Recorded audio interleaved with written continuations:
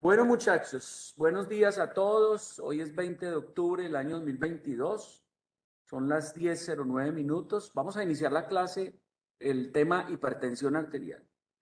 Entonces vamos a tener dos grandes bloques de hipertensión arterial. El primer gran bloque es como la gran generalidad, como el estado del arte de la hipertensión arterial.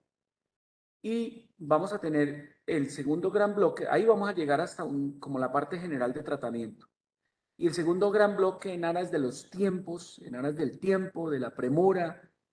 Vamos a tener otra clase más. Yo voy a tratar en otra clase de hacer un gran resumen de lo que es el tratamiento, las características principales de los fármacos de más frecuentemente uso, que ya los hemos de cierta manera venido viendo cuando se vio, por ejemplo, la falla cardíaca y eso. Entonces vamos a comenzar diciendo que la hipertensión arterial, quien quiera preguntar algo, bien pueda.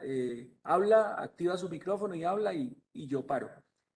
La hipertensión arterial es una enfermedad, como su nombre lo dice, sistémica, crónica.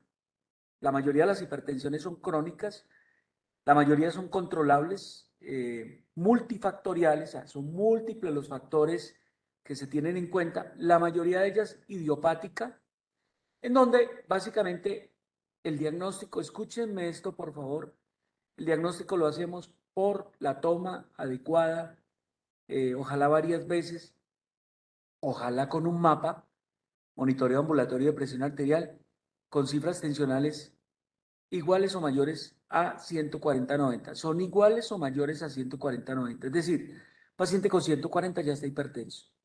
Sistólica y una distólica de 90 o más está hipertenso. ¿Listo? Una correccióncita ahí a la evidencia. Entonces, la hipertensión arterial, no hablemos de síntomas. Es decir, aquí estamos enfrentados al gran enemigo, uno de los grandes enemigos silenciosos que hace parte del famoso cuarteto eh, de la muerte, junto con la diabetes, la obesidad, la dislipidemia. Y podríamos hablar del quinteto: diabetes, obesidad, dislipidemia, hipertensión y tabaquismo, el quinteto de la muerte. Y la enfermedad hipertensiva puede tener ya un grupo, una constelación de síntomas y signos. Pero ojo, la mayoría de los pacientes hipertensos son asintomáticos. Ni el calor, ni el fogaje es hipertensión arterial. Cuando hay síntomas es porque están apareciendo complicaciones. Yo creo que son de las cosas grandes, grandes que un estudiante de segundo año tiene que llevarse para toda la vida. Primero, el diagnóstico es con cifras tensionales. Segundo, es una enfermedad asintomática casi siempre. Y ahí están las cifras: 140/90, igual o mayor. Sencillo, motivo de pregunta, porque lo tienen que llevar para toda la vida. ¿Listo? 95% de los hipertensos se desconoce la causa. 95% de los hipertensos se desconoce la causa. La mayoría de ellos son pacientes mayores de 30 años, eh, asintomáticos, que solo se diagnostican con la toma de la presión arterial. Y aparece un 5, máximo un 10% de hipertensión secundaria, donde se conoce la causa. Es decir, la mayoría de los hipertensos desconocemos la causa. Muy bien, ustedes se preguntan, doctor, ¿con base en qué hacemos la clasificación de la tensión arterial? Escúchenme, por favor. Frente a ustedes está la guía europea. Frente a ustedes está la guía europea. Y ustedes dirán, ¿es la guía europea? ¿Es la guía colombiana? ¿O es la guía americana, la guía del octavo Comité Conjunto 2014 de la hipertensión? Realmente este es el que sigue la guía colombiana. Ténganlo acá, la guía europea, donde él básicamente dice, mire, cualquier paciente como nosotros, la mayoría de vosotros, una presión óptima, muy buena, menos de 120/80. Y ustedes dirán, doctor, entonces 90/60 es normal. Sí, en la mayoría de los pacientes 90/60 es normal. Si no tiene síntomas de hipotensión, es normal. Uno ve muchas mujeres 90-50 normal. Entonces, menor de 120-80 es óptima. Normal, entre 120-129 la sistólica y 80-84 la diastólica. Normal elevada, lo que para el otro, para los americanos, es prehipertenso, para los europeos es normal elevada. Cifra sistólica entre 130-139 y 85-89. ¿Cómo es hipertensión 1? Mayor entre 150, 140 y 159 y entre 90 y 99. ¿Cómo es 2? 160, 100. ¿Y cómo es 3? Mayor o igual a 180, 110. Aislada, cuando la hipertensión sistólica, mejor, la cifra sistólica es la más alta y la diastólica está normal. Eso es hipertensión sistólica aislada, que la van a encontrar, que hay que tratarla, sobre todo en pacientes añosos. Esta es la guía europea y esta es la guía del octavo comité del consenso americano, no del consenso del Colegio Americano de Cardiólogos, porque resulta que ese berraco está diciendo que todo paciente por encima de 130-80 es hipertenso. Y nosotros no asumimos esa posición. Nosotros asumimos la posición de la guía colombiana, que básicamente tiene la guía del lo que llaman el Young National Comité de Hipertensión. Ese es el comité conjunto de los americanos que está en el octavo consenso 2014. Se está quedando ya rezagado. ¿Y qué dice? Todo paciente es normal, que para los europeos es óptima, menor de 120-80. Son prehipertensos por debajo de 140-90 y por encima de 120-80. Y la hipertensión 1 son cifras mejor. La 2, cifras de 160-100. Y la 1 son los que están por encima de 140-90 y menos de 160-100. Muchachos, esto lo tienen que aprender. ¿Cuál les voy a exigir? Esta. ¿Listo? Se la tienen que aprender. Y se tienen que aprender que es hipertenso el que está por encima de 140-90. Y se tienen que aprender que es normal u óptima el que está por debajo de 120-80. Por encima de 120-80 son prehipertensos. ¿Y por qué es importante eso? Porque las guías y la evidencia lo que ha dicho, muchachos, las guías y la evidencia lo que ha dicho es estar en prehipertensión, sobre todo en pacientes de alto riesgo, es casi que estar hipertenso. Y uno podría empezar a tratar pacientes desde la prehipertensión, si tienen riesgo alto. Entonces, Doctor, una esto pregunta. también es muy importante. ¿Alguien preguntó? ¿Alguien preguntó Doctor, algo? en Digo, los dime, pacientes dime. que, por ejemplo, tienen una presión sistólica de 120 y una diastólica de 90, 95, ahí Muy uno, buena pregunta. ¿cómo los clasificaría? Sí, muy buena pregunta. La clasificación es, el diagnóstico se hace cifras tensionales igual a 140-90, cualquiera de las dos. Si solo está la de arriba se llama hipertensión sistólica, pero si está la diastólica alta, es un hipertenso. ¿Estamos de acuerdo? ¿Estamos tranquilos? ¿Claro aquí? Listo. Usted tiene 130-90, es un hipertenso. ¿Listo? Lo Doctor, mismo, tiene entonces, 140-80, es un hipertenso, que en ese caso sería sistólico. doctor, y el ¿Listo? tratamiento empezaría desde la prehipertensión. Ojo, ojo, una gran generalidad. Desde los estados prehipertensos se empieza tratamiento, sobre todo en población de alto riesgo, no en todos. Incluso con hipertensión 1 vamos a ver que las guías, muchas recomiendan cambios terapéuticos en el estilo de vida. ¿Listo, muchachos? ¿Listo? Bueno, esta es la clasificación entonces de el octavo comité conjunto de los Estados Unidos. Es el comité para la evaluación, diagnóstico y seguimiento de la presión arterial. Y digamos que la que sigue la guía colombiana. Esta es la famosa fórmula de los 50. La mitad de los hipertensos desconocen la condición de que tienen hipertensión, la mitad. La mitad están tratados y de los que están tratados, la mitad están controlados. Muchachos, del universo de 100 pacientes, al final solo 12 o 13 están controlados. Ustedes me dirán, doctor, ¿eso se logra mejorar? Yo le puedo decir algo. de los pacientes diagnosticados de la red pública de Rexsalud, cuando estuvimos en el programa, 92% estaban controlados. Y ustedes dirán, doctor, pero Rexsalud tiene la mitad de los pacientes diagnosticados. ¿Cómo le parece que por cálculos estadísticos estábamos hablando que teníamos más del 90% diagnosticado? O sea, el Quindío está muy bien en la búsqueda, en el control y en el tratamiento de la hipertensión arterial. Rápidamente, primera causa de falla cardíaca, de enfermedad coronaria, primera causa de falla cardíaca, primera causa de evento cerebrovascular y segunda causa después de la diabetes de falla renal. Estamos frente a un monstruo epidemiológico, estamos frente a un problema en salud pública y por eso ustedes tienen que saber muchísimo de hipertensión arterial. ¿Listo? 35% de los eventos cardiovasculares y el 50% de las fallas cardíacas se asocian a hipertensión arterial. 90% de personas 55 años sin hipertensión pueden desarrollar hipertensión, muchachos.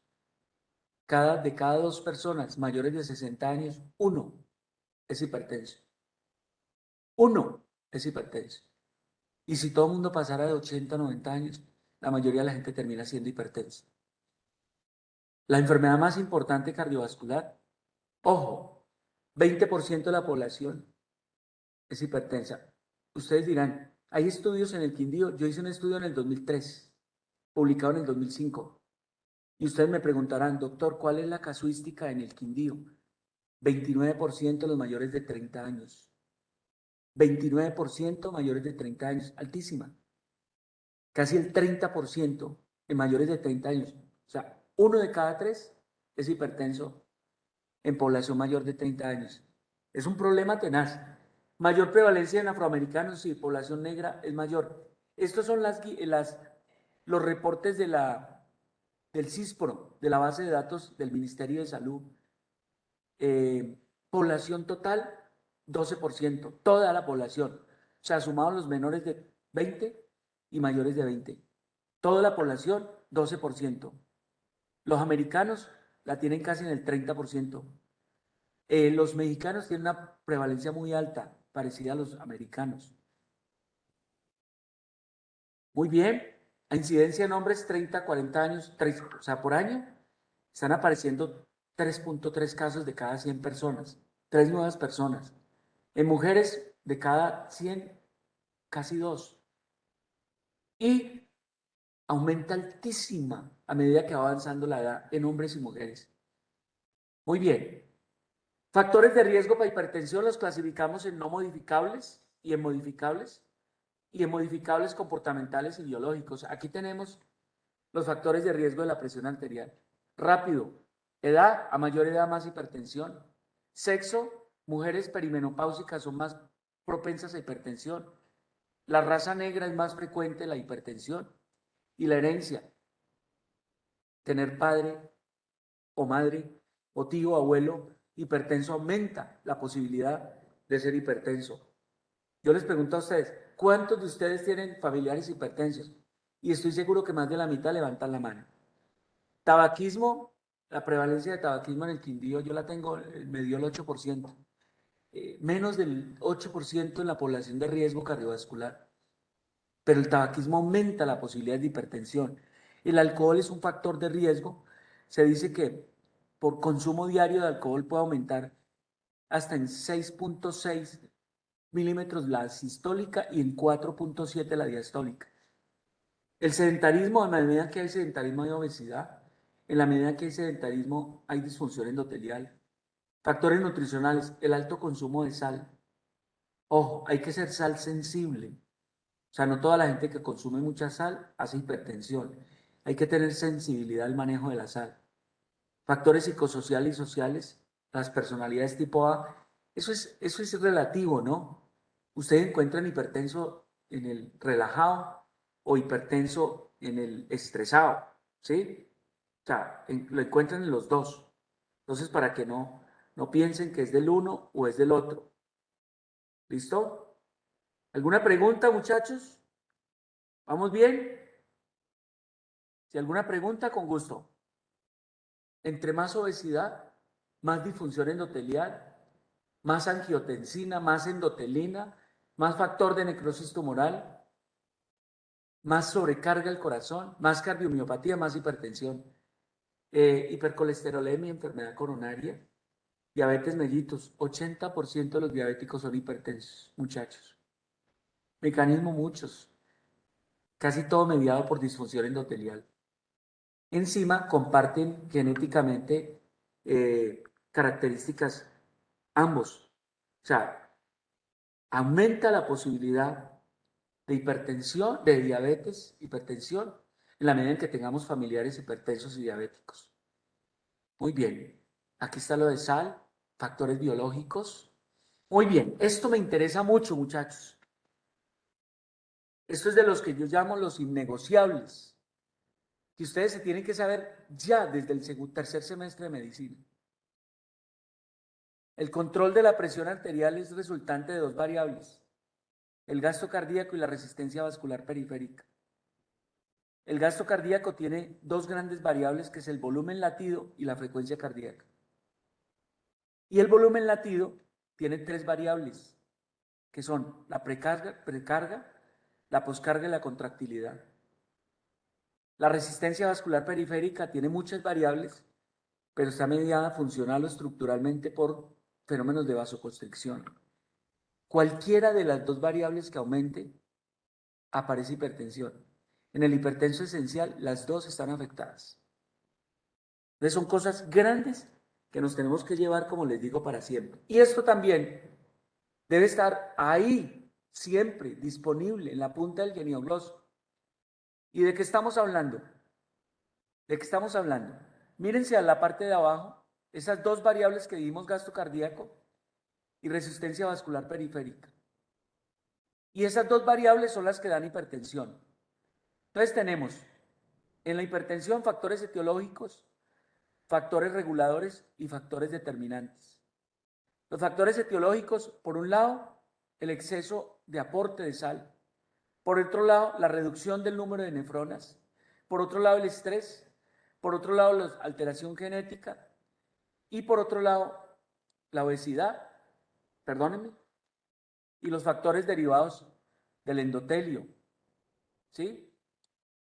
Entonces, por un lado tenemos un aporte excesivo de sodio y un número disminuido de nefronas en muchos pacientes, pues eso nos lleva a aumento de volemia.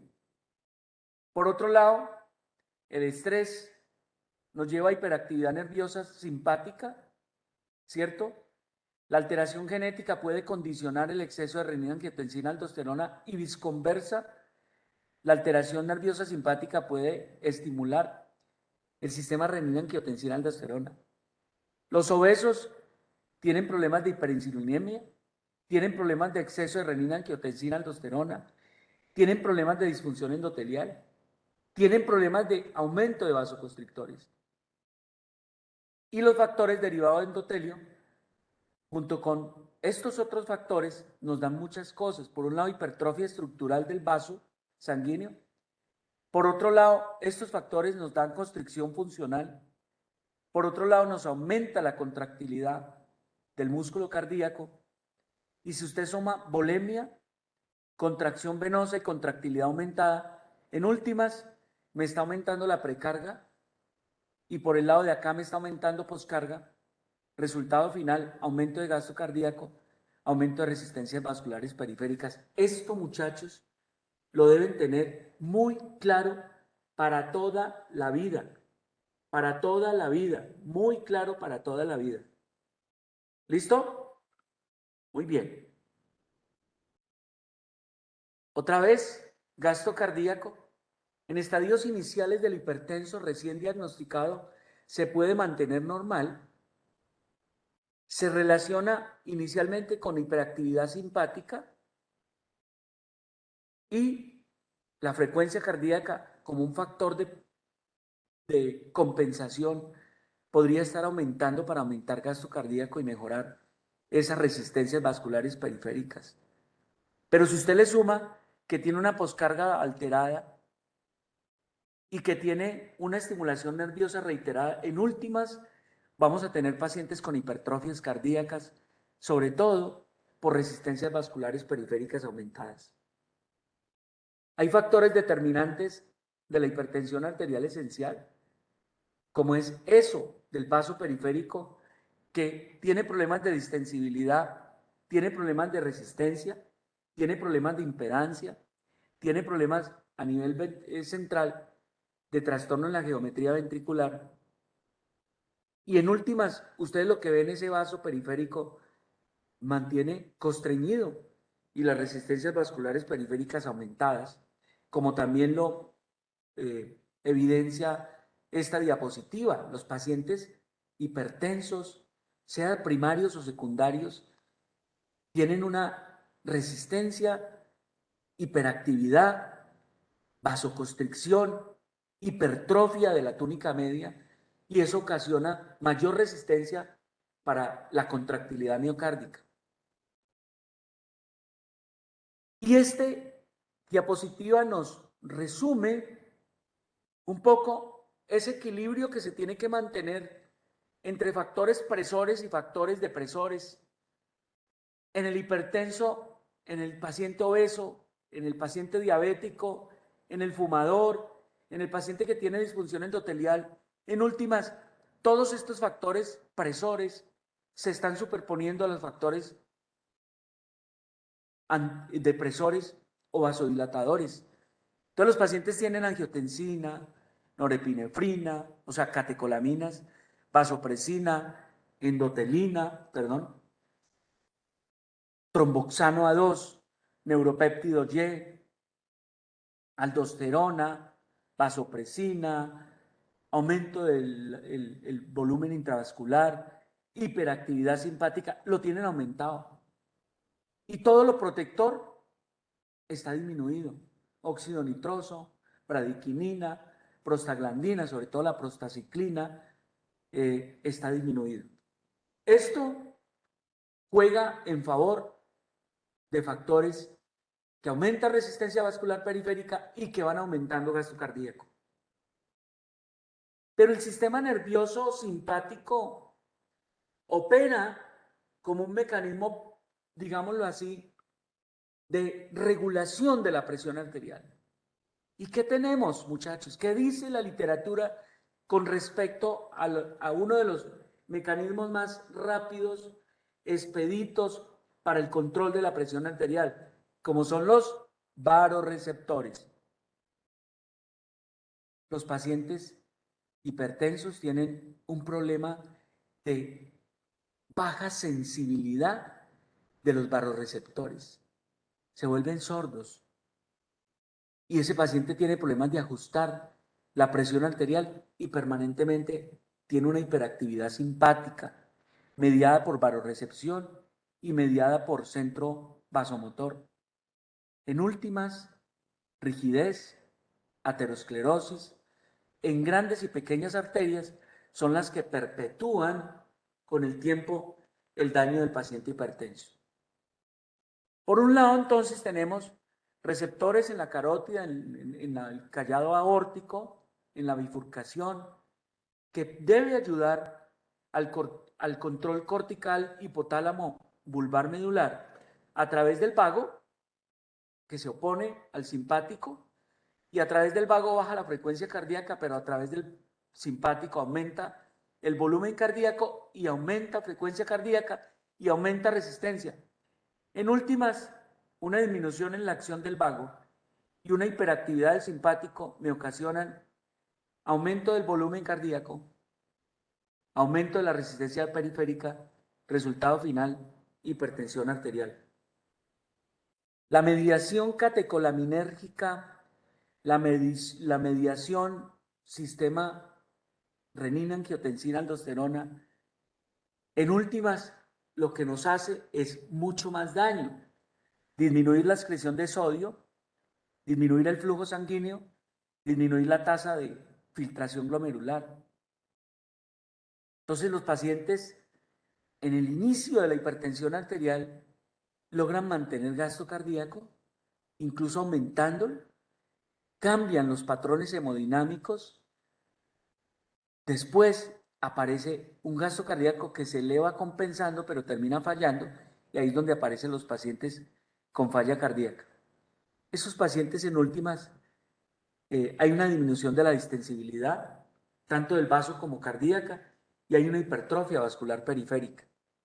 Esta, en buena parte, se considera el responsable de los eventos cardiovasculares, sobre todo matutinos, de mayor prevalencia a las mañanas de los pacientes. Muy bien. Entonces, otra vez, redundando, el sistema nervioso simpático afecta corazón aumentando frecuencia cardíaca, el sistema venoso aumentando la presión de llenado sistémico, a nivel renal aumentando renina, angiotensina, aldosterona y estimulando catecolaminas, produciendo cada uno de estos aumento del gasto cardíaco, aumento de resistencia vascular periférica, resultado del uno más otro, hipertensión arterial. Esa es la patogenia que se complementa con esto, muchachos, que se complementa con esto. Perdón. Ustedes ya lo saben. ¿Dónde se produce la renina? En el riñón. ¿Y por qué se produce la renina? Por disminución de la presión arterial, por disminución del sodio y por estímulos nervioso renal. ¿Y para qué se produce la renina? Para actuar sobre un primer sustrato proteico producido en el hígado que se llama angiotensinógeno, que el angiotensinógeno se convierte en angiotensina 1 por medio de la renina, que la angiotensina 1 por medio de quimasas y enzima convertidora de angiotensina se convierte en angiotensina 2, que ese mismo mediador enzimático es el que degrada la bradiquinina y que la angiotensina 2 actúa en muchos niveles: suprarrenal, riñón, intestino, sistema nervioso central y periférico y corazón. Resultado final: aumento del volumen extracelular, aumento del gasto cardíaco, aumento de resistencias vasculares periféricas. Muchachos, y esto lo tienen que saber para toda la vida, porque es muy, muy importante. ¿Listo? ¿Se acuerdan de esto, muchachos? ¿Alguien me quiere decir qué es esto? Alguien, cualquiera, me quiere decir qué es esto que lo vimos cuando vimos los ARNIs. ¿Alguien? Por favor. ¿Alguien me quiere explicar qué es esto?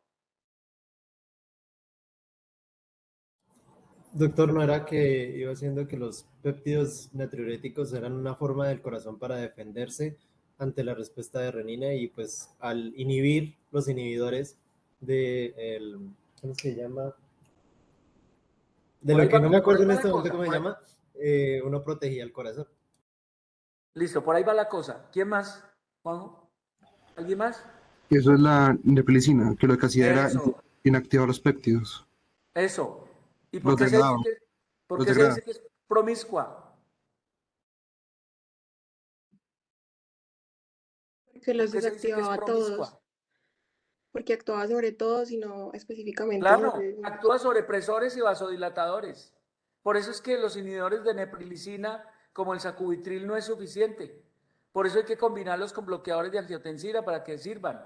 Porque ellos inhiben, o mejor, la neprilicina degrada tanto estos y los péptido-natriuréticos como los vasodilatadores como bradiquinina. ¿Sí o no? Los dos los degrada. Y entonces hay que hacer doble bloqueo. Por eso los famosos ARNI, ¿cierto? La mezcla de valsartán y sacubitril. ¿Listo? ¿Quedamos claros o no? Y ese mecanismo también debe estar implicado en hipertensión arterial. Muy bien. Los pacientes hipertensos tienen un problema en las membranas celulares en el transporte o cotransporte del sodio, litio, cloro, que está elevado en muchos pacientes y que puede mediar sobre todo la hipertensión de los diabéticos, la hipertensión de origen renal en pacientes diabéticos. Entonces los pacientes también tienen un problema de la composición lipídica, de la viscosidad, hay menor fluidez y hay problemas del transporte, fijación de calcio iónicos. ¿Qué está ocurriendo con los pacientes Los pacientes tienen cambios estructurales en ventrículo, tienen cambios estructurales en la microvasculatura, tienen cambios estructurales en la arteriola y en los grandes vasos. Y ahí, muchachos, ahí es donde aparecen las complicaciones de los hipertensos. Entonces, mire, si usted logra mantener un hipertenso mucho tiempo y lo logra mantener controlado, no aparece todo esto que vamos a ver. Si no lo logra controlar, si no mantiene las cifras en estadios iniciales, pues sencillamente aparece la enfermedad coronaria, la falla cardíaca, ¿sí? La diabetes, pero se comparten, hay mayor resistencia a la insulina, la enfermedad renal crónica, la retinopatía hipertensiva y la enfermedad cerebrovascular. Ustedes se preguntarán, ¿qué vasos de la economía afecta la hipertensión arterial? ¿Cuál sería la respuesta, muchachos? ¿Qué vasos de la economía afecta la hipertensión arterial?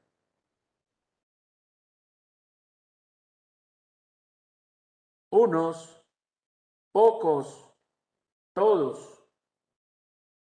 ¿Cuál sería la respuesta? Todos. Esa es la respuesta. Todos los vasos arteriales, grandes y pequeños, pueden estar afectados. Entonces, tanto la hipertensión como la diabetes da macroangiopatía y microangiopatía. O sea, pequeños vasos y grandes vasos. ¿Listo? Muy bien. En enfermedad coronaria, ¿qué pasa en enfermedad coronaria? Pues usted tiene un paciente con una hipertensión arterial, hay hipertrofia concéntrica, hay hipertrofia excéntrica, hay dilatación. El paciente en últimas termina con una placa ateromatosa acelerando su afectación y una hipertensión sostenida sobre un vaso coronario termina rompiendo placa y dando eventos coronarios, tanto de largo plazo como de corto plazo. Los dos, hipertensión y hipercolesterolemia, aumentan la formación, la migración, la formación de células espumosas, que son macrófagos alimentados con lípidos y, en últimas, lo que ocasiona es una disfunción endotelial, una entrada de calcio, mayor placa ateromatosa, mayor evento cardiovascular. Entonces, esa formación de placa que están viendo acá es mucho mayor en los pacientes hipertensos. Resultado final de la cardiopatía hipertensiva es la falla cardíaca. Recuerde que desde hipertensión arterial en la clasificación de la AJA, estadio A, sin que haya cambio estructural. Estadio B, que hay cambio estructural. Estadio C, cuando el paciente empieza a presentar disnea. Y estadio D, cuando el paciente tiene disnea de reposo y casi que está en estado terminal. Entonces, los pacientes tienen falla cardíaca porque hay sobrecarga de presión, porque hay hipertrofia del ventrículo, porque hay aumento de resistencia vascular periférica, porque finalmente se compromete el volumen sistólico, baja la fracción de eyección y el paciente termina con una falla cardíaca con fracción de eyección baja, por debajo de 40. En los diabéticos se superponen muchas cosas. En estadios de prediabetes hay hiperinsulinemia, hay disfunción endotelial, hay aumento de insulina. La insulina per se puede ocasionar aumento del volumen circulante, aumento de retención hidrosalina, estímulo del sistema simpático. Entonces los pacientes diabéticos tienden a tener más renina, más angiotensina, más aldosterona. Los obesos se comportan muy como los diabéticos, ¿no? Porque tienen disfunción endotelial, porque tienen disfunción renal, porque tienen sobreexpresión y secreción de renina, angiotensina, aldosterona, aumento de endotelina, y eso da que al final los obesos tengan mayor prevalencia de hipertensión arterial. La mayor causa después de la diabetes,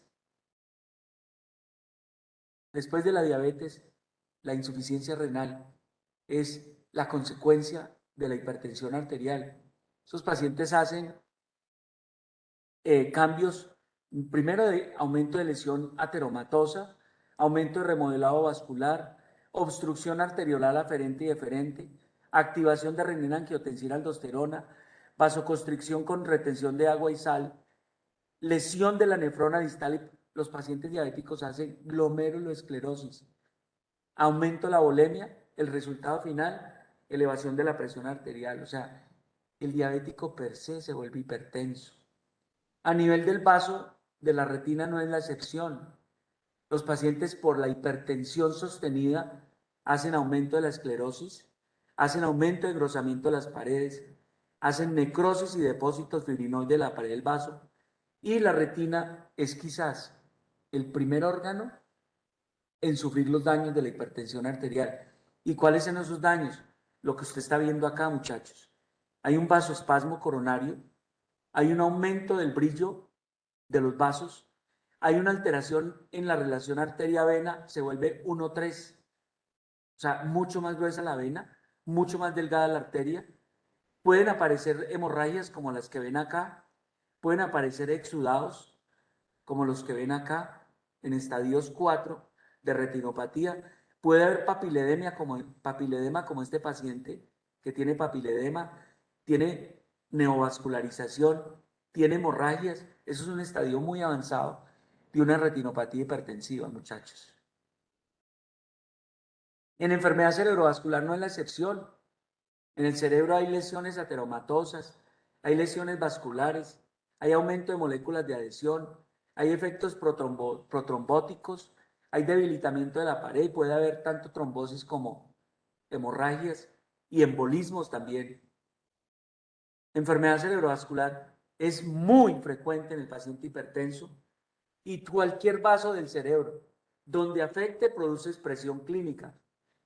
Lo más frecuente, muchachos, el síntoma más frecuente de aparición de una emergencia, una crisis hipertensiva, es la cefalea. Y es una cefalea occipital matutina, el vértigo por edema cerebral, el tinnitus, la visión borrosa. Acuérdense la triada de encefalopatía hipertensiva: visión borrosa, cefalea, vómito, cambios del sensorio, y puede llegar al coma. Eso es agudo, eso es agudo. Lo crónico puede ser una demencia o puede ser un accidente cerebrovascular. Muy bien. ¿Qué hora es? 11:46. Preguntas, muchachos. ¿Preguntas hasta acá? No, ¿Estamos doctor, bien? todo muy claro. ¿Todo está claro? Esto va a quedar grabado, pues aquí lo voy a compartir con ustedes, obviamente, después. ¿Listo? Muy bien. Unos puntos fundamentales sobre hipertensión secundaria. ¿Qué porcentaje dijimos que era la hipertensión secundaria, muchachos? 5 a 10. ¿Qué porcentaje dijimos? 5%. 5 a 10%. Muy bien. 90% son esenciales. 90-95%. ¿Cuándo sospechamos hipertensión secundaria? Escúchenme. Escúchenme. Una hipertensión en los extremos de la vida. 1. Menores de 30, mayores de 50 años. 1. 2. Una hipertensión de rápido deterioro y rápido compromiso a nivel de los órganos blancos: riñón, retina, cerebro, corazón. Una hipertensión sintomática, una hipertensión que no responde a tratamiento. ¿Listo? Ahí debemos sospechar hipertensión secundaria, hipertensión que se conoce la causa.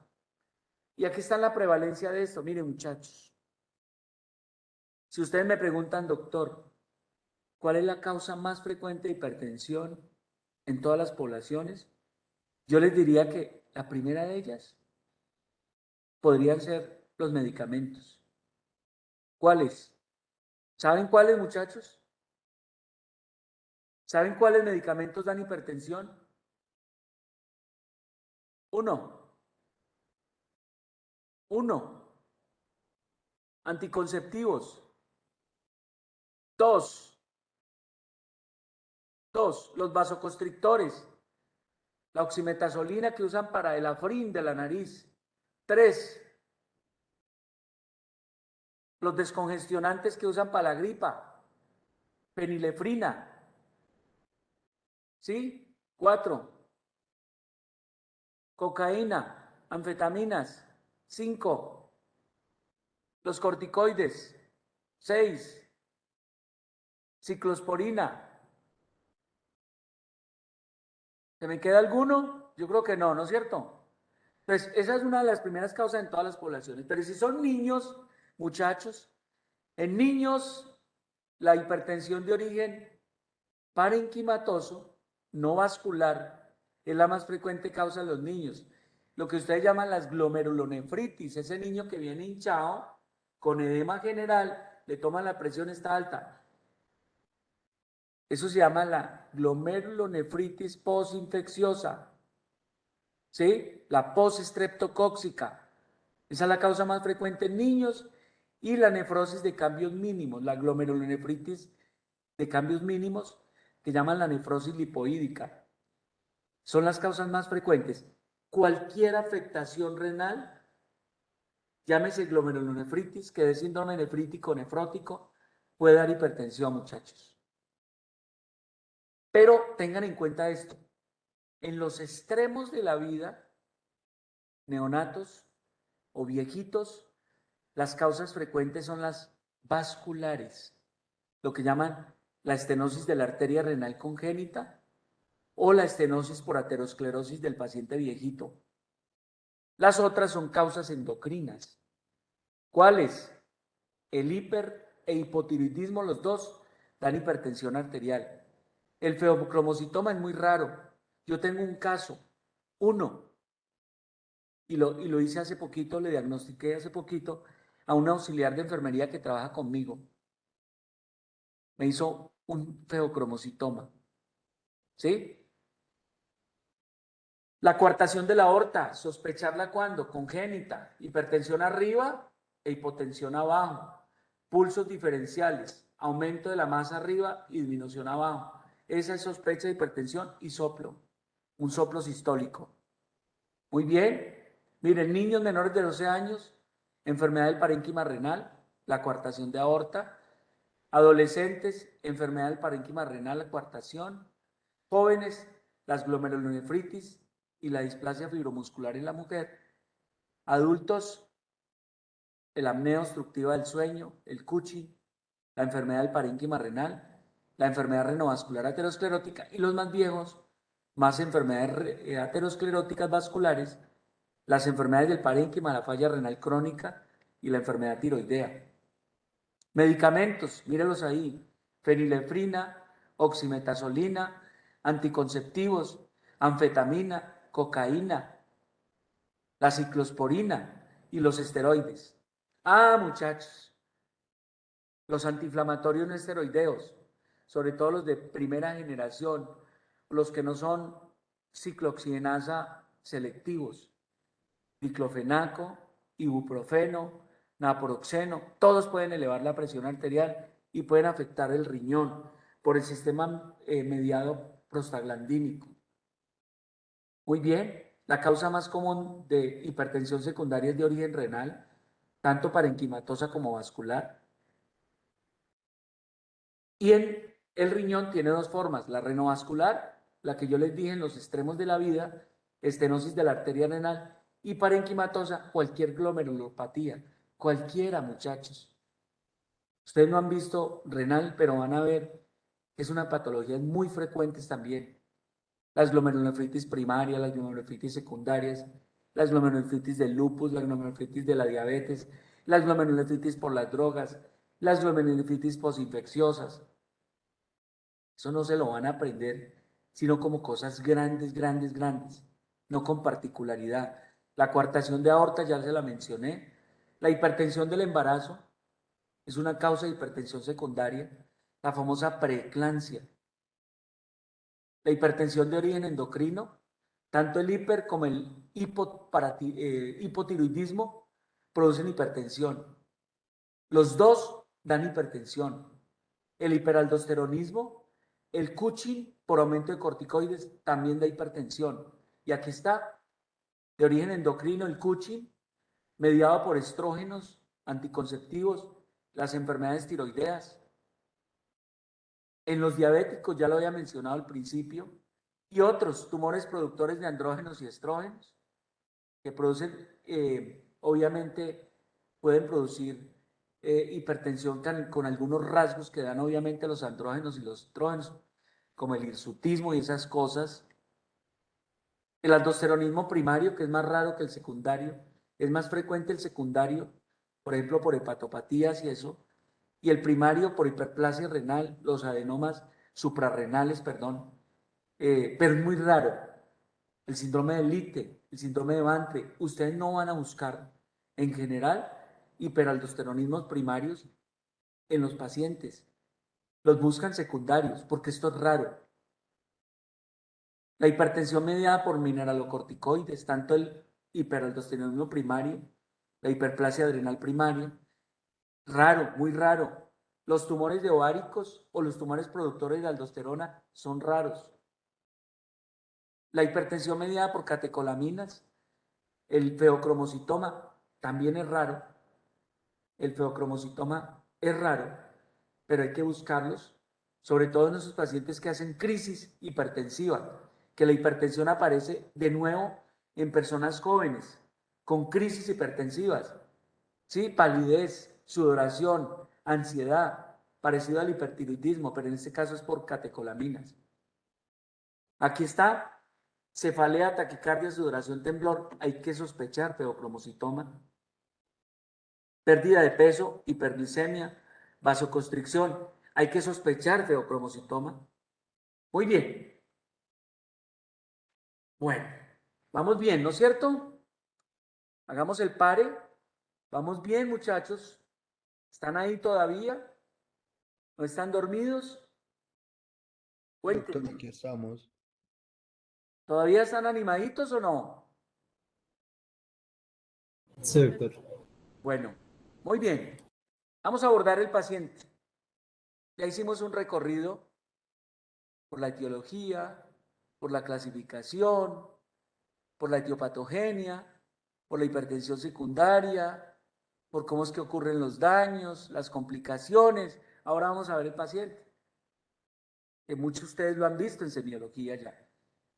Pero vamos a repasar rápidamente la historia clínica antes de entrar en el esquema general de tratamiento de los pacientes hipertensos. Muy bien, vamos a hacer un chequeo y lo primero, los pacientes los vamos a identificar. ¿Qué pasa con los estilos de vida en los pacientes?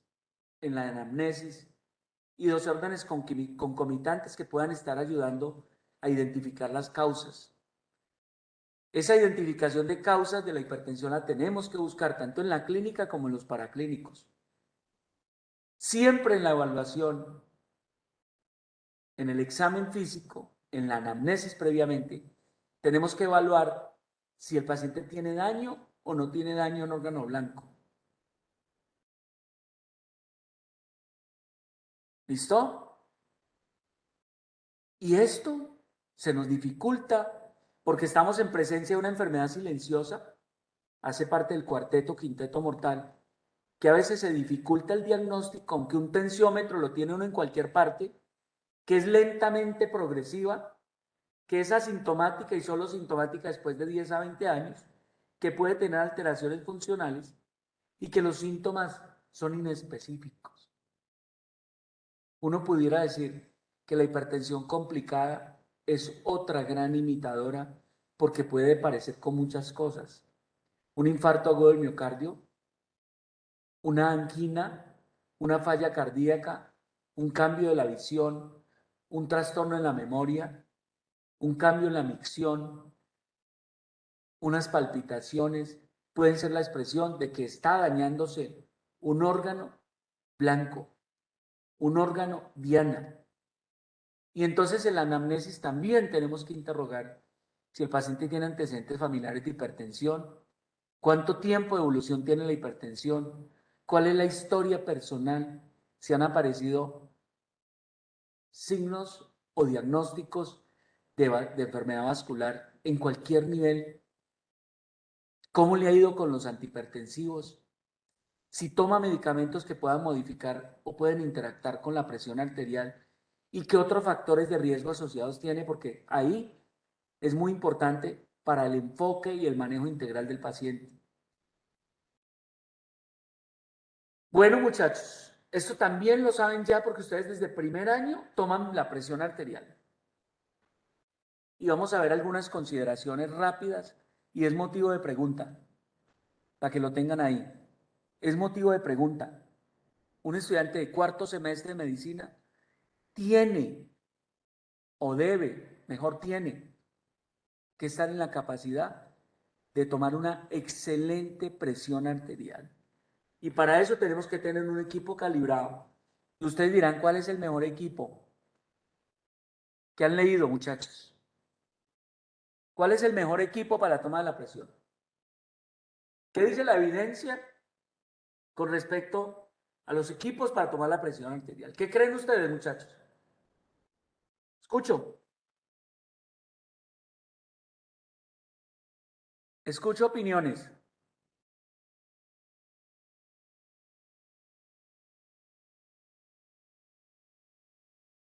Doctor, pues alguna vez leí que era como mejor hacer un mapa, siempre como a los pacientes, porque es como más exacto y todo, no sé. Muy bien, muy bien. Vamos a ver mapa ahorita, pero desde entrada le puedo estar diciendo que las guías, incluso la guía colombiana, si pudiéramos hacerle mapa a todos los pacientes completamente identificado, si pudiéramos, Ivana, hacerle mapa a los pacientes, idealmente para el diagnóstico de la presión arterial, estoy de acuerdo. Ahí el problema un poquito es costo efectividad, costo, más bien costo. Pero estoy de acuerdo con usted. Uno, ¿sirve un tensiómetro digital? ¿Qué dicen las guías? ¿O qué saben? Cuenten, muchachos. ¿Qué dicen las guías o qué saben?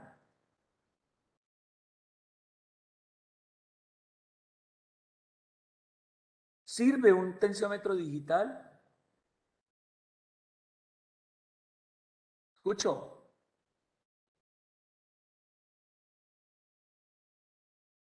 ¿No saben? Bueno, muchachos, los digitales tienen un problema y es la calibración. Entonces, ¿sirven los digitales? Sí, si están con buena pila, bien calibrado. De hecho, el automonitoreo de los pacientes, todos los pacientes hipertensos deberían tener tensiómetro en la casa. ¿Cuál sería el tensiómetro ideal? ¿El más preciso? De pronto los de mercurio. El problema es que son costosos. Valen 500.000 pesos. ¿Y sirve este aneroide? El que tienen ahí, que es el que ustedes usan, sí sirve. Esté calibrado y sirve y mucho. Pero hay que saberlo tomar. Y hay que tomarlo bajo condiciones como las que dice la diapositiva. Muchachos, motivo de pregunta. Motivo de pregunta. Un estudiante de cuarto semestre tiene que tomar la tensión arterial perfecto. Paciente sentado, en reposo. Sentado en reposo. Miembro superior a la altura del atrio derecho. ¿Sí? Sobre una superficie plana o con el brazo colocado debajo de este para que este no esté haciendo presión. Un brazalete ajustado al paciente, un brazalete no apretado, solo ajustado, una membrana colocada sobre la arteria cubital, no debajo del brazalete. Esto debe estar a 2 traveses de dedo por encima de... Listo. Y hacemos la primera y el quinto ruido de Korokov, o cuando el paciente tiene una diastólica que baja mucho, como en la insuficiencia aórtica, o en la fístula arteriovenosa o en las embarazadas, nos toca tomar el cuarto ruido de Korokov, cuando el ruido cambia. ¿Listo? Entonces, tienen que tener eso claro. Examen de ojo, tienen que hacerlo. El problema es que ustedes a esta altura no saben hacer. Y es de las cosas más difíciles. Tristemente, los médicos generales no saben hacer fondo de ojo. Y ustedes deben aprender a hacer fondo de ojo. Ustedes deben aprender. Permítame un minutico, muchachos. Permítanme un minutico. Es que me están preguntando de aquí de comunicación. Profe, esa conferencia se dio el viernes a las 10 de la mañana en el aula. Estuvieron el doctor John Jairo y tenía el invitado especial Se dio aquí en la facultad y se dio al grupo de osteomuscular, endocrino y nervioso, de ese sistema. ¿Listo? Entonces, esa es la información. Listo. Bueno, muchachos, hay que hacer fondo de ojo. El primer cambio, cambio en el brillo. Hay un espasmo arterial. Segundo cambio, cambio en la relación arteria-vena. Después aparecen las arterias en hilo de cobre, en hilo de plata. Después aparecen los exudados y el último aparece un papiledema. El examen de cuello, ¿para qué hacemos cuello? Para mirar si hay soplos carotídeos, para mirar si la tiroides está grande, si hay bocio. Examen de corazón, hay que mirar el PMI, si está desplazado, si hay hipertrofias, si hay soplos, si hay arritmias. ¿Listo? Hay que mirar si hay ingurgitación yugular también en el cuello. En el abdomen, estamos buscando masas renales, masas suprarrenales, son difíciles de palpar. Pulsos, masas pulsátiles, aneurismas, soplos sobre la arteria renal, dilatación de aorta. Hay que hacer examen de extremidad, cómo están los pulsos, cómo están los reflejos, cómo está la vascularización, cómo está el aspecto de la extremidad. Y el examen neurológico, porque tenemos que mirar si hay cambios que sugieran eventos vasculares, trombosis, embolia, si hay cambios de demencia, ¿sí? Si hay cambios que sugieran que hay una enfermedad microvaso crónicamente. Hasta ahí lo clínico. ¿Alguna pregunta en lo clínico, muchachos? ¿Alguna pregunta en lo clínico?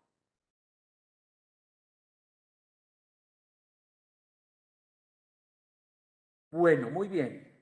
No hay preguntas. ¿Qué exámenes vamos a hacer en un paciente hipertenso? Mire, muchachos, si están en perra perdida, uno podría decir que en general el examen clínico, un electro que está en perra perdida, ahí hay electro para ver si hay hipertrofia ventricular, una creatinina, un parcial de orina, un cuadro hemático, una glicemia, está en perra perdida y en perra perdida y eso. Con eso podríamos manejar los pacientes. Con eso podríamos manejarlo. ¿Pero qué necesitamos? Necesitamos el perfil lipídico porque es un factor coadyuvante para mayor daño y mayor riesgo. ¿Listo? Hay que tener microalbuminuria porque podría el parcial de orina estar normal. ¿Sí? ¿Listo?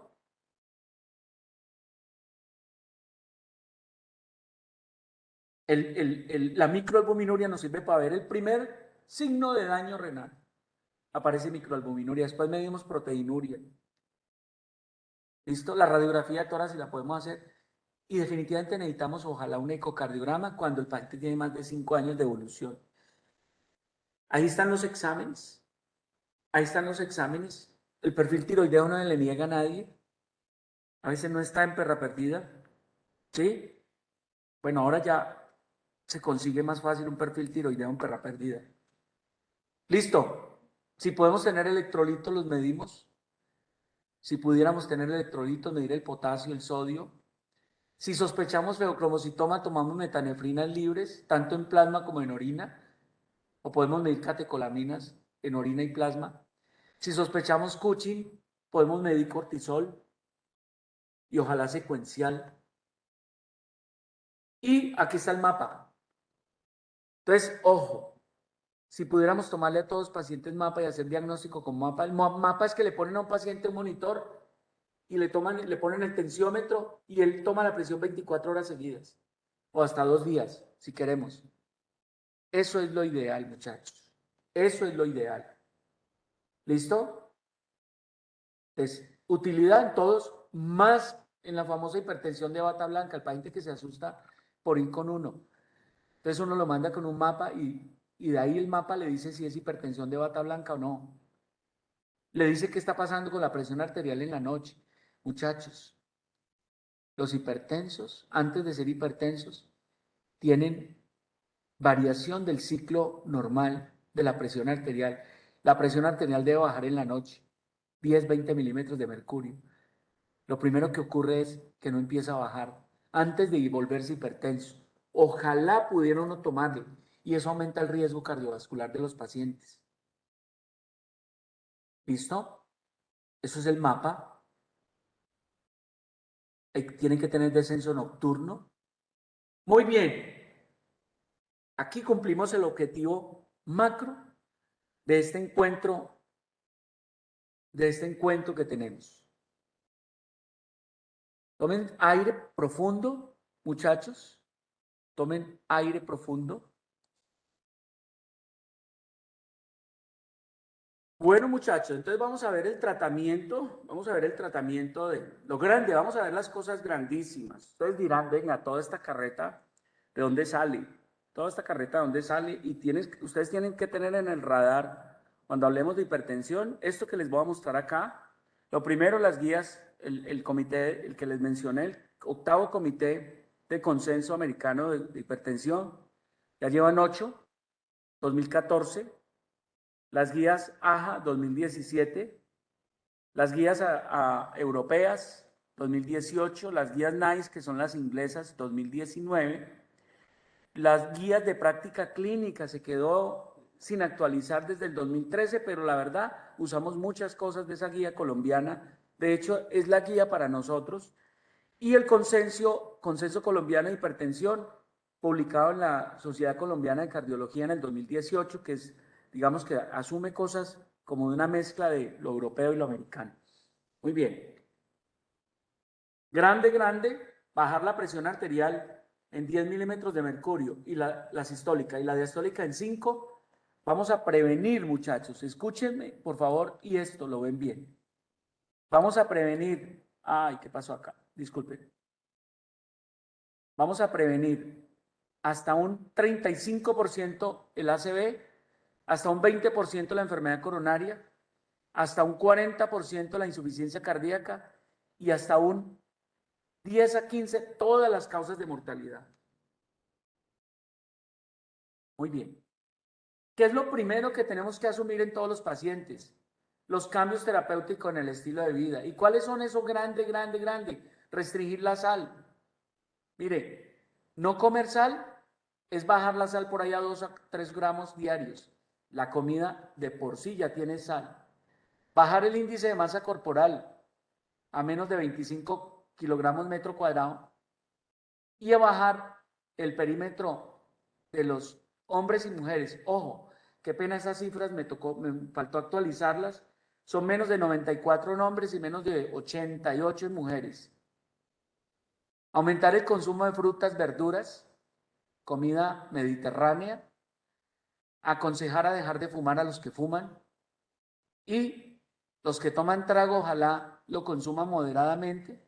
Y todos los pacientes deberían hacer entre 3, ojalá 4 y 5 veces ejercicio semanal. 120, 150 minutos.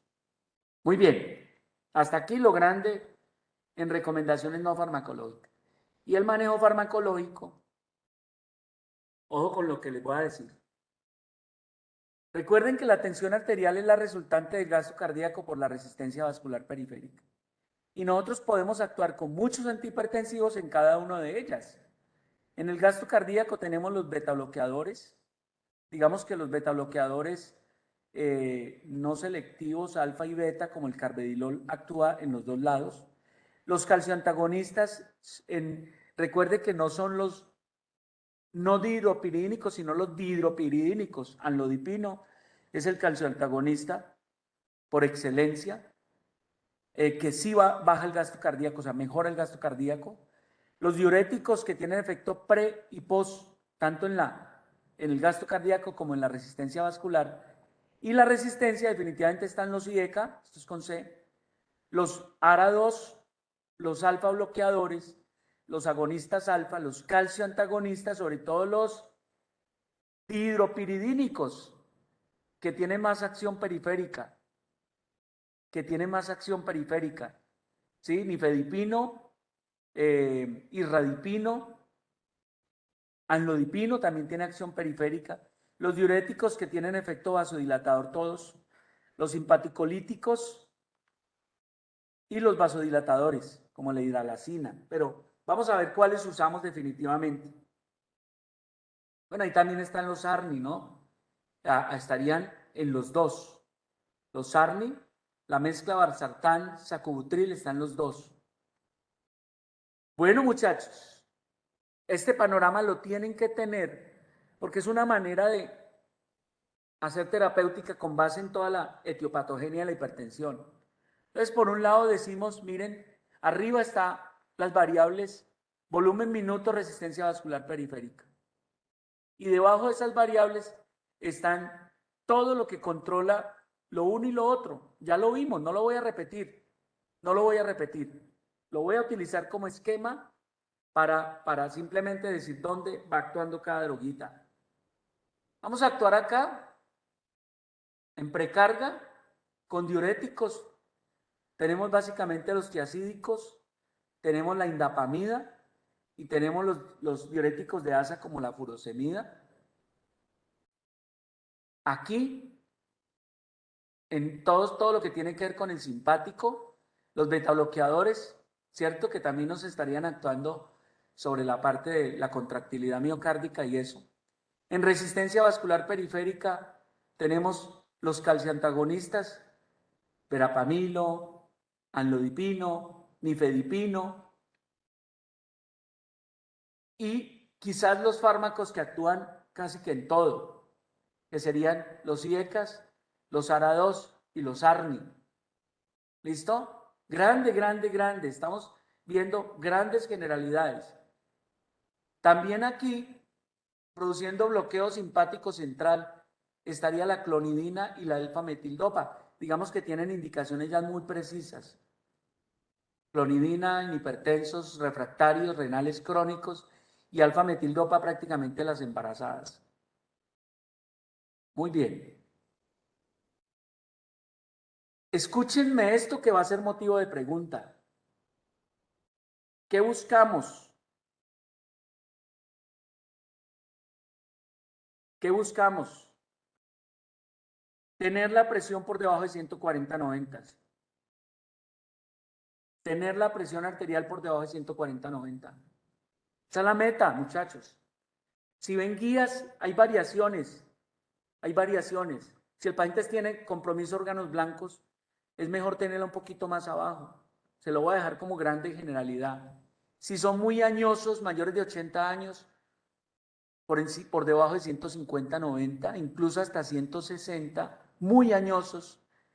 Pero en general, pacientes con daño en órgano blanco es mejor tenerlo un poco más abajo, pero nunca menor de 115/75. Apréndanse eso para toda la vida, por lo menos hasta que las guías cambien. Una gran generalidad, perdónenme, yo miro la hora, nos vamos a ir hasta las 40. ¿Listo? No quiero cansarlos. El tratamiento debe ser individualizado y escalonado. Para terapia individualizada tiene todos. Casi que en orden, IECAS, ARA2, bloqueadores calcioantagonistas, alfa bloqueadores menos, vasodilatadores menos, esto se usa menos y más esto. Aquí falta diurético. Y en general para arrancar se debe preferir monodosis. Monodosis y ojalá, si son de 2 o 3 fármacos, ojalá sean combinaciones. Eso es una gran generalidad. ¿Qué debe uno buscar? Que el medicamento tenga buen perfil hemodinámico, que sea libre o menos efectos colaterales, que proteja órgano blanco y si no se alcanza control con dosis máxima, se debe considerar, escúchenme, antes de buscar dosis máxima de fármacos, busquen asociar fármacos. No busquen la dosis máxima de esos fármacos. Y ojalá la mejor dosis es la dosis más baja que evite problemas, digamos la dosis baja, que eviten efectos colaterales, pero que sea óptima. Siempre aumentar dosis baja e ir aumentando progresivamente la dosis. Casi siempre los médicos generales, casi que podemos manejar la mayoría de los hipertensos y solo remitimos cuando los pacientes tienen complicaciones, comorbilidades o no se controlan. Aquí volvimos a repetirle lo que ya le había mostrado en la gráfica, casi que dónde actúan cada uno de esos fármacos, ¿sí? Y cómo afecta al gasto cardíaco, la resistencia vascular periférica y la frecuencia cardíaca. Ahí está la resultante de presión arterial es igual a gasto cardíaco por resistencia vascular periférica. ¿Qué dice la guía de la Sociedad Colombiana de Cardiología? Muchachos, 2018. Paciente adulto siempre estudia comorbilidad, siempre. Descarte enfermedad coronaria, descarte diabetes, descarte hipotiroidismo, descarte accidente vascular, descarte falla cardíaca, descarte enfermedad renal y descarte hipertensión secundaria. Siempre, en todos los pacientes. En todos los pacientes tenemos que, a todos los pacientes tenemos que hacerle esto. ¿Listo? Y la segunda gran generalidad de ese consenso colombiano es que el paciente adulto si es hipertensión aislada, le podemos dar cualquiera de estos medicamentos, muchachos. Es decir, hace unos 10 años o 15 años, nosotros hacíamos manejo escalonado. Arrancábamos con diurético, después pasamos a iniureca, después ARA2, después beta bloqueador.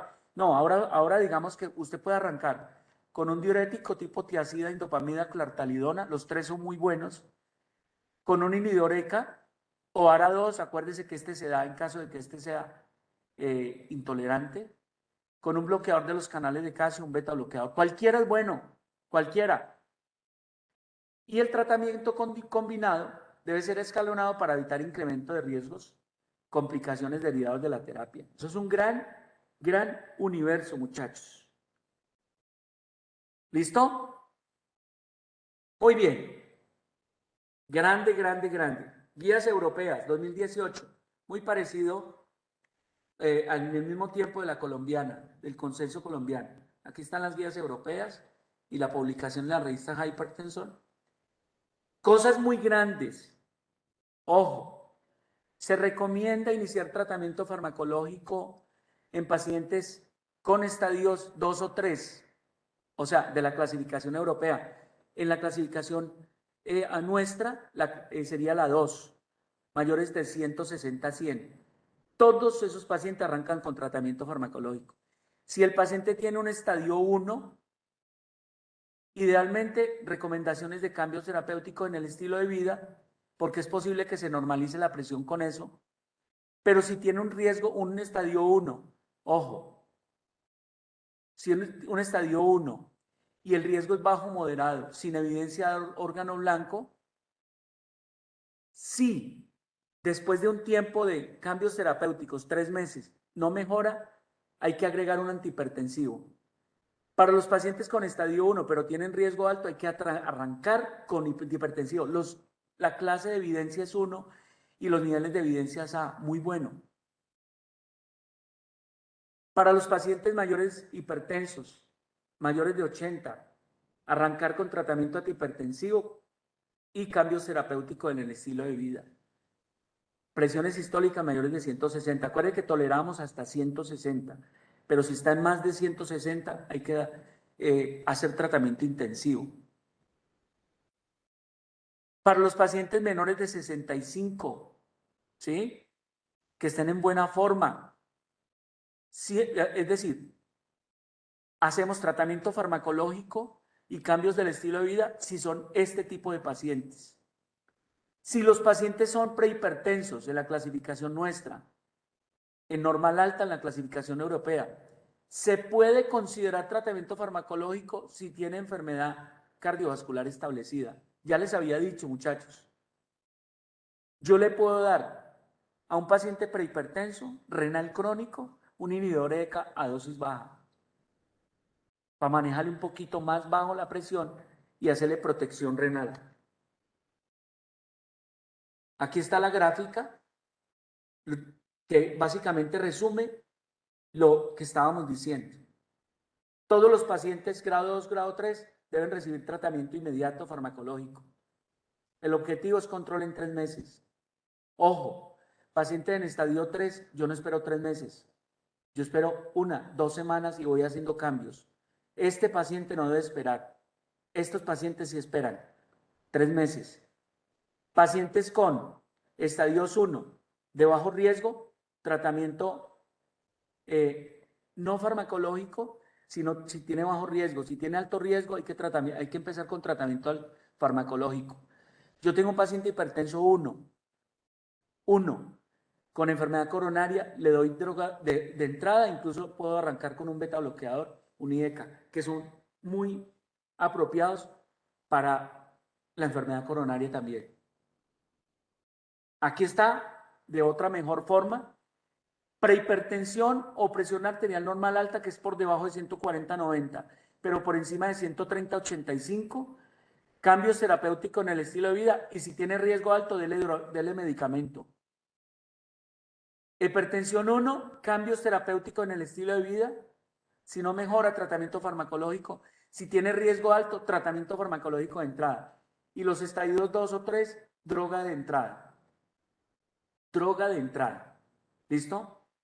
Esto puede ser motivo de pregunta, muchachos. Una gran generalidad. ¿Listo? Bueno, esto lo sigue repitiendo. ¿Cuál es el objetivo? Por debajo de 140/90. Si está un poco por debajo de 130/80, mejor. Siempre por encima de 115/75. ¿Listo, muchachos? Guárdense eso. Guárdense eso para siempre. ¿Listo? Muy bien. Entonces, la mayoría de los pacientes requieren tratamiento farmacológico y cambios terapéuticos. Y la base del tratamiento son los que le mencioné arriba: diurético, betabloqueador, bloqueador calcio, IECA, ARA2. Esos son los medicamentos que usted debe considerar. La tiazida es el más barato, la indapamida o la clortalidona están al mismo nivel. ¿Listo? Furosemida solo si hay falla renal. Betabloqueadores, muchos, pero ojalá los cardioselectivos. ¿Sí? Ya los vieron: metoprolol, carvedilol, bisoprolol, nevidolol. Son los betabloqueadores por excelencia que debemos tener en cuenta. Están todos en el post. Bloqueantes de canales de calcio, los no dihidropiridínicos, verapamilo, diltiazem, sobre todo verapamilo, y los dihidropiridínicos, sobre todo amlodipino. ¿Cuándo uso nifedipino? Hipertensiones severas, hipertensiones del embarazo. Inhibidores ECA, ¿cuáles? Los sartán, valsartán, iversartán, candersartán. Yo no les voy a poner a aprender todos esos sartanes. Lo que me interesa es el gran grupo. ¿Listo? Perdón, corrijo. Los inhibidores de ECA, enalapril, captopril, lisinopril, perindopril. Pero los que más usamos es el enalapril. Y los ARA2, ahí sí, los sartán, iversartán, valsartán, candersartán.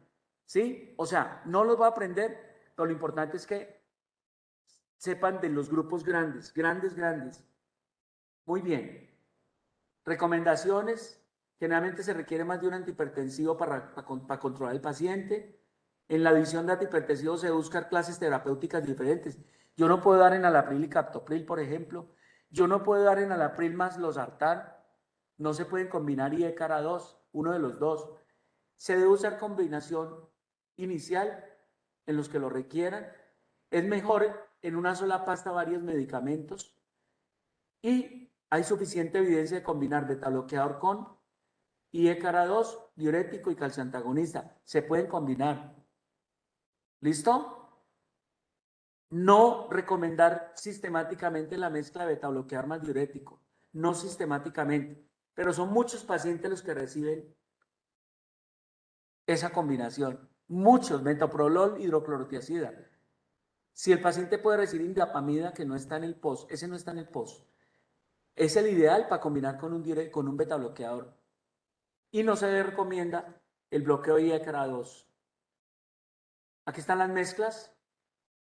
Casi todas son permitidas, no de la misma clase. Ojalá en un solo comprimido. ¿Sí? Esta es la estrategia en no complicados: un comprimido, una sola droga o tratamiento de combinación, pase 2, combinación triple, y pase 3, combinación triple. Ojo, hipertensiones refractarias casi siempre requieren un diurético ahorrador de potasio como la espironolactona, los ARNI. ¿Listo?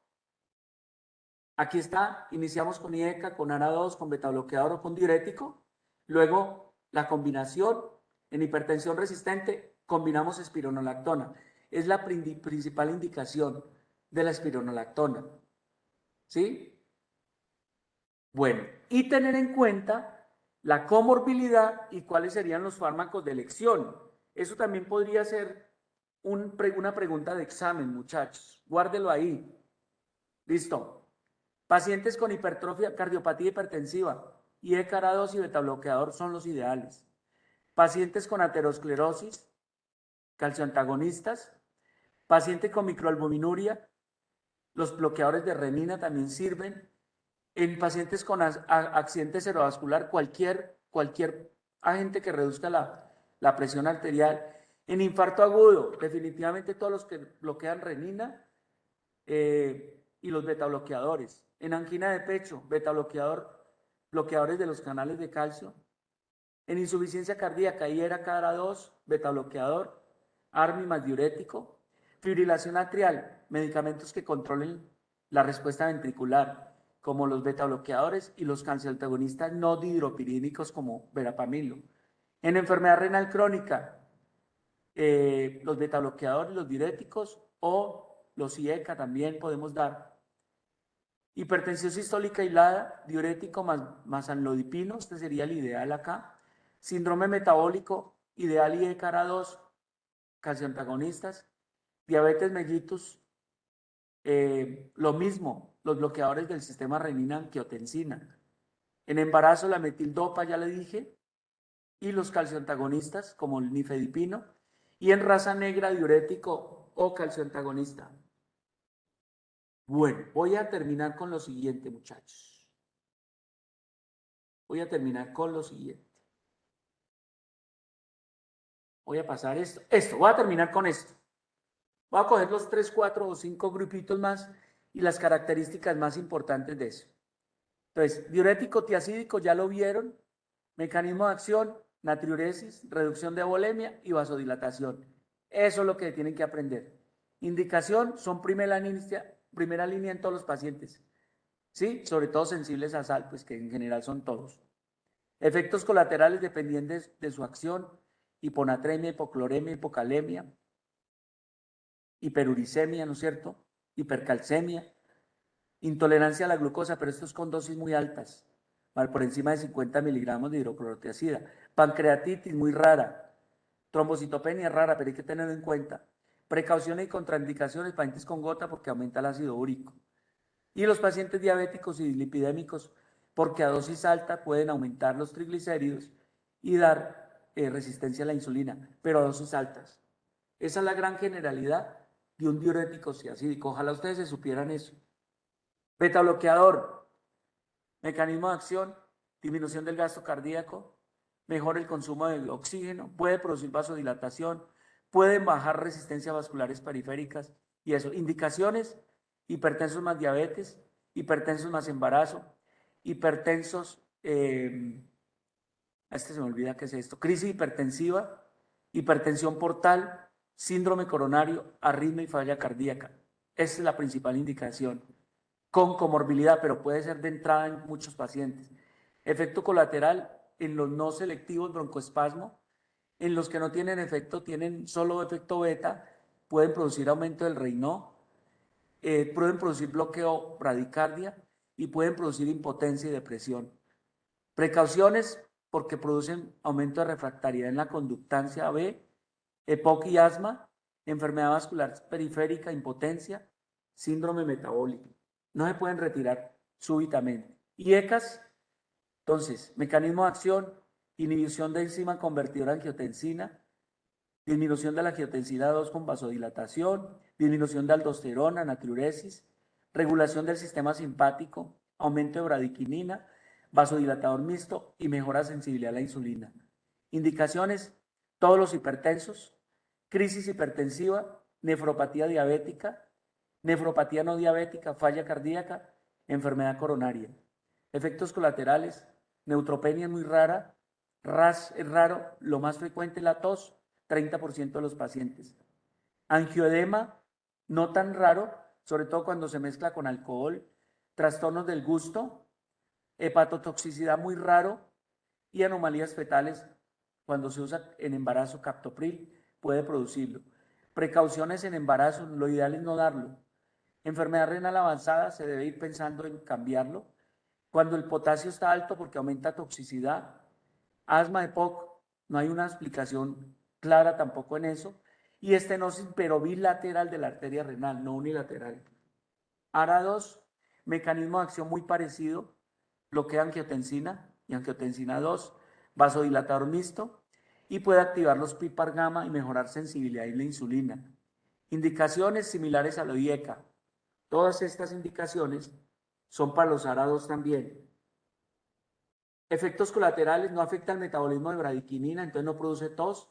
Y ojo a las embarazadas y la estenosis bilateral de la arteria renal.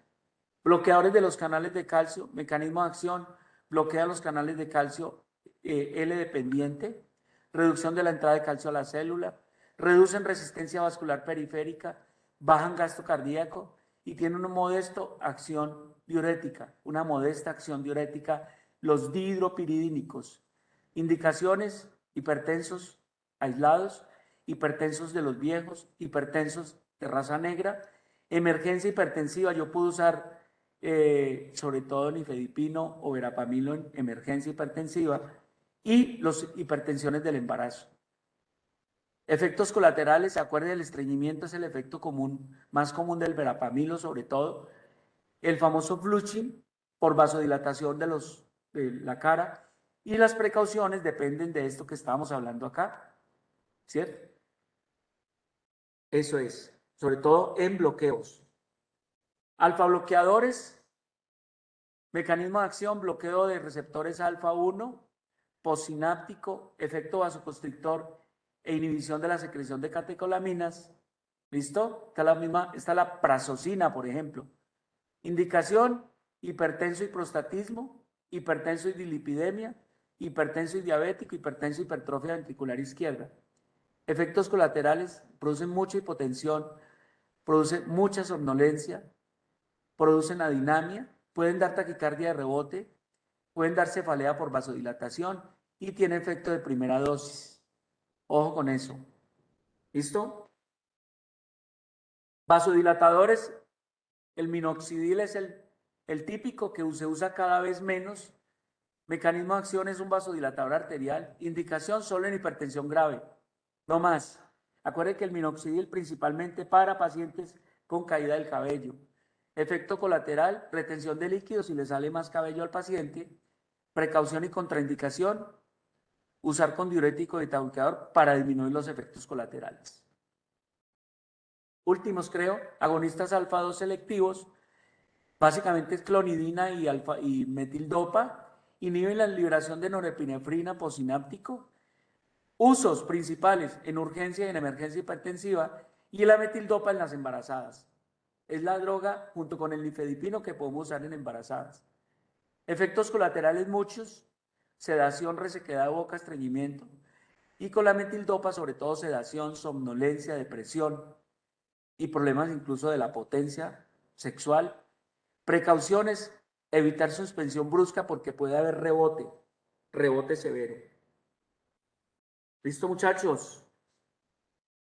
Preguntas. Denle una mirada entonces